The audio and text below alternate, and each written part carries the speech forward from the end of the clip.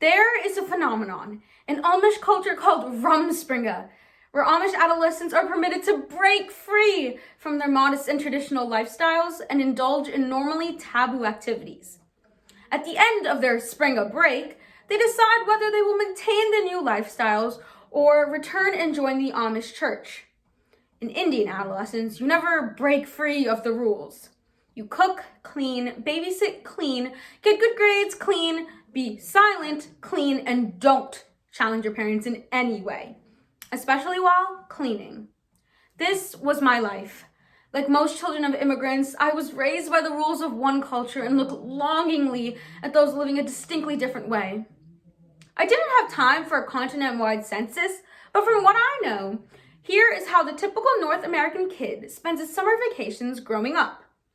July, summer camp, family trip, or cottage. Activities include swimming, canoeing, and general merriment. August, return home and play with friends, have sleepovers, take weekend trips, and shop for fabulous new back-to-school clothes while dreading the inevitable return to academia.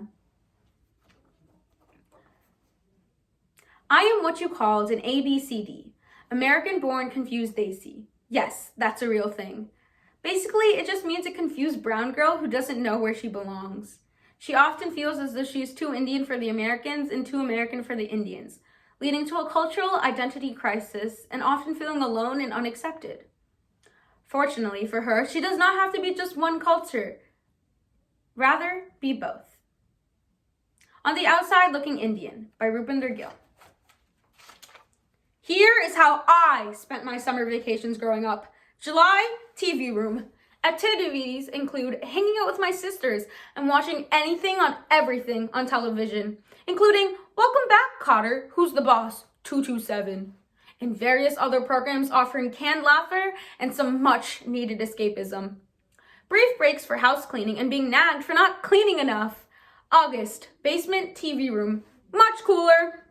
Count down the return to school. Find blank VHS tapes on which to tape Days of Our Lives. Fight with parents about their annual 2 shirts, 2 pants, back-to-school shopping policy. Pray that sideburns spontaneously fall off by Labor Day. If an Indian version of Rumspringa existed, a Ramsinga of sorts, I would bet my last rupee that at the end of it, only 1 out of every 100 kids would return to their traditional Indian upbringings.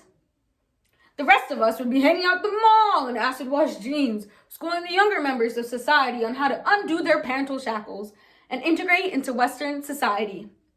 Sessions would be set up for courses like, You Are Not Your Cousin, Ravi, How to Function in a Culture That Doesn't Compare You Against Everyone Else's Kids, and Less is More, a workshop in applying men's musk oil cologne. Unfortunately, no such program existed during my adolescence, so my parents raised us by the standard rules of northern Punjab nunneries.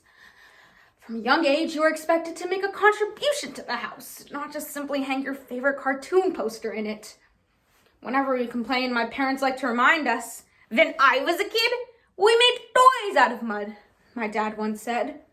With their own childhood so limited, I understood why they didn't see values in the things we were missing out on.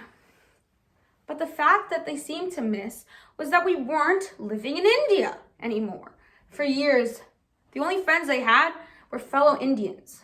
I took the opposite approach. Growing up, I had friends, but I didn't have a single Indian friend. This was partially due to the fact that there were only a few other Indians in our primary school, but also because I was not interested in all things Indian. I grew bored of Bollywood films, didn't listen to Indian music, and ate cereal so I didn't have to eat saag for dinner.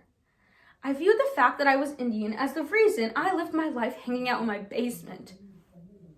It was the reason I couldn't go to the dances, go to movies past 5, take singing lessons, or be friends with boys. So I really wasn't interested in embracing any more of the culture than I was required. This left my only source of comparison to be with my white friends, and it seemed fairly clear that we had very different lives.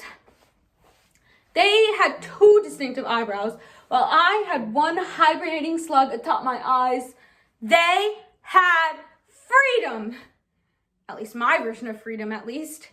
They went to lessons and hung out on weekends. I wanted that. Suffice to say, my parents were strict. I was rarely allowed to go out. I wasn't allowed to take lessons. I was expected to have good grades, although cleaning and taking care of the needs of house guests trumped homework. I was not allowed to attend sleepovers, nor were my friends ever invited into our home. I was, however, permitted to watch hours upon hours upon hours of television because television kept us quiet and indoors. Unfortunately for my parents, it just further exposed us to the lives that other kids were leading. I wanted to punch the TV every time those smug Cosby kids were on it. One sunny August, my high school friends and I were celebrating. As I sat on the dock and watched my friends swim in a crystal clear lake, I felt envious for their ability to swim. I couldn't swim. I had always joked about how boring and uneventful my childhood had been, but that day, the reality of it truly hit me. I lost hundreds of hours of my childhood and missed countless experiences as I sat in front of that TV. Out of a child who had lived in a fun-proof cave, had grown an adult who didn't take chances, who didn't boldly go anywhere, and who was, well, quite bored with my routine-filled life.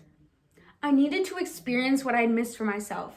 I vowed I would finally learn to swim. There were so many other things I'd wished as I'd done as a kid. So whenever I would think of a new one, I would write it down. And soon I had created a workable list of goals. The list reads as follows, in no particular order. Number 1, learn to swim. Indians don't swim. They don't have cottages, they don't go on cruises, and they are rarely seen basking in the sun. Indian girls especially don't swim because only a fool would think that learning a life-saving skill was more important than keeping your body hidden forever. No doubt the women's Indian swimming team practices in full snowsuits with matching glittery bracelets. Number 2, take lessons. Oh, how I wanted to take lessons when I was a kid. I wanted to hate my piano teacher and do dance routines in the junior high talent show like all the other girls.